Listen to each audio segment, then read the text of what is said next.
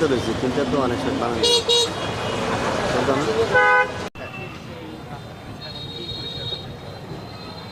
আপনারা জানেন যে আমাদের গতকালকে জুলাই পদযাত্রা কুমিল্লাতে হয়েছে সফলভাবে আলহামদুলিল্লাহ। আমার যেই ফেস্টুনগুলি শহরের মধ্যে দেওয়া হয়েছে আমি মূলত আসলে সেগুলি খোলার জন্যই এসেছি। আমি দাঁড়িয়ে থেকে সবগুলি ফেস্টুনকে আমারগুলি খুলে ফেলছি আর কি।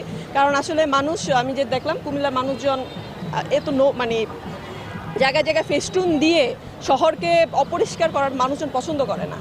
তো পুরাতন বন্দোবস্ত থেকে বের হয়ে আমাদের আসলে নতুন বন্দোবস্তের দিকে যেতে হবে, নতুন চিন্তা ভাবনা করতে হবে। এইসব মানে ফেস্টুনের রাজনীতির চাইতে শহরটাকে আসলে পরিষ্কার রাখাটা সবচেয়ে গুরুত্বপূর্ণ, এই জন্যই হচ্ছে এটা খুলে ফেলতেছি।